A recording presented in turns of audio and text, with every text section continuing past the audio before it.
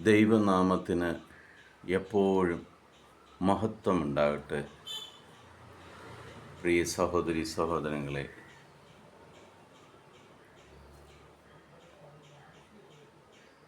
നമ്മൾ ദൈവത്തിൻ്റെ സന്നിധിയിൽ പുതിയൊരു ദിവസം കൂടി ആയിരിക്കുവാൻ,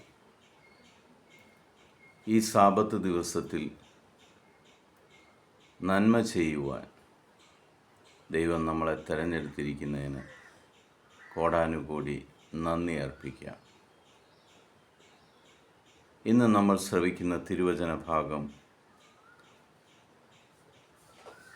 സത്യവേദ പുസ്തകത്തിലെ ബാറൂക്കിൻ്റെ പുസ്തകം 1-ാം അധ്യായം 13-ാം തിരുവചനം. ഞങ്ങളുടെ ദൈവമായ കർത്താവിനെതിരെ ഞങ്ങൾ പാപം ചെയ്തു. അവിടുത്തെ കോപവും ക്രോധവും ഞങ്ങളിൽ നിന്ന് വിട്ടുമാറിയിട്ടില്ല. അതുകൊണ്ട് ഞങ്ങൾക്ക് വേണ്ടി അവിടുത്തോട് പ്രാർത്ഥിക്കുവിൻ. പ്രിയ സഹോദരി സഹോദരങ്ങളെ, ദൈവജനത്തിന് ഒരു പ്രത്യേക കടമയുണ്ട്. ആ കടമയെക്കുറിച്ചാണ് ബാറൂക്ക് പ്രവാചകൻ നമ്മളോട് ആവശ്യപ്പെടുന്നത്. ദൈവത്തിനെതിരെ പാപം ചെയ്തവർക്കു വേണ്ടി, അവരുടെ പശ്ചാത്താപത്തിനു വേണ്ടി, അവരുടെ മേൽ ദൈവത്തിൻ്റെ ശിക്ഷ നടക്കാതിരിക്കാൻ നമ്മൾ ദൈവത്തോട് പ്രാർത്ഥിക്കണം. നമ്മൾ നമ്മൾക്ക് വേണ്ടി മാത്രം പ്രാർത്ഥിച്ചാൽ പോരാ.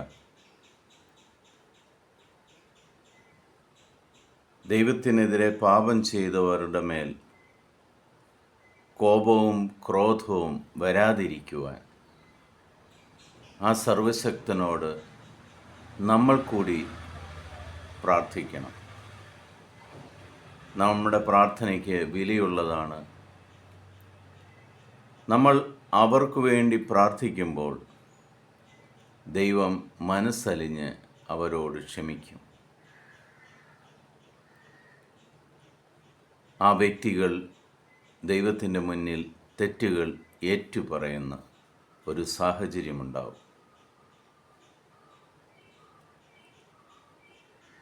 ഒരാളൊരു തെറ്റ് ചെയ്യുമ്പോൾ ആ വ്യക്തിയെ കുറ്റപ്പെടുത്താനും വഴക്കു പറയുവാനും ഒക്കെ നമുക്ക് വലിയ താല്പര്യം.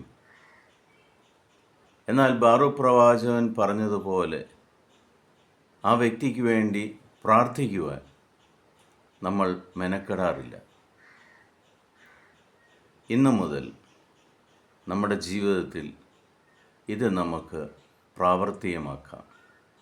ഈ നോമ്പുകാലത്ത് സർവശക്തനായ ദൈവത്തോട് പാപം ചെയ്തിരിക്കുന്ന വ്യക്തികളുടെ മേൽ ദൈവത്തിൻ്റെ കോപവും ക്രോധവും വരാതിരിക്കുവാൻ, അവർ മനസ്സലിഞ്ഞ് തൻ്റെ തെറ്റുകൾ ദൈവത്തോട് ഏറ്റുപറയുവാൻ, അവർക്ക് വേണ്ടി നമ്മൾക്കും പ്രാർത്ഥിക്കാം. നമ്മുടെ പ്രാർത്ഥനയിലൂടെ ദൈവത്തിൽ നിന്നും അകന്നുപോയ ഓരോ മക്കളും കർത്താവിലേക്ക് തിരിച്ചു വന്ന് ആ കർത്താവിനെ രക്ഷകനും നാഥനുമായി ഏറ്റുപറയുമ്പോൾ അതിൻ്റെ പ്രതിഫലം പ്രാർത്ഥിച്ചവർക്കാണ്. അതിൻ്റെ അനുഗ്രഹം ആ ആത്മാവിന് വേണ്ടി പ്രാർത്ഥിച്ചവർക്കാണ്.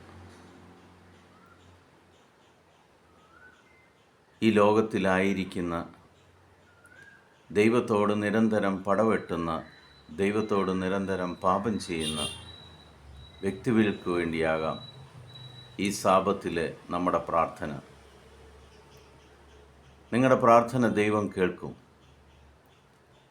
ആയിരക്കണക്കിന് പാപികളായ വ്യക്തികളുടെ മാനസാന്തരം ഇന്ന് ഈ ലോകത്ത് സംഭവിക്കും. പ്രിയ സഹോദരി സഹോദരങ്ങളെ, പിതാവായ ദൈവത്തിൻ്റെയും പുത്രനായ യേശുക്രിസ്തുവിൻ്റെയും പരിശുദ്ധാത്മാവിൻ്റെയും കൃപയും അനുഗ്രഹവും സമാധാനവും ഇന്ന് നിങ്ങളുടെ മേൽ ഭവിക്കട്ടെ.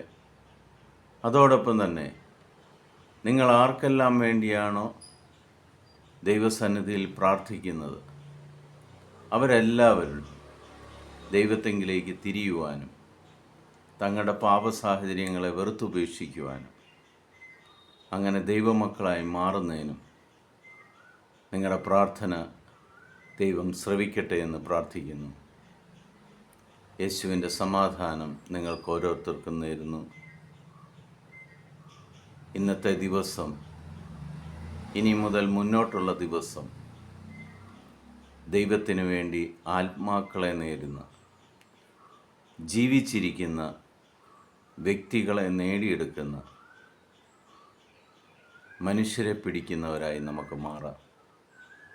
ദൈവം നിങ്ങളെല്ലാവരെയും സമർത്ഥമായിട്ട് അനുഗ്രഹിക്കട്ടെ.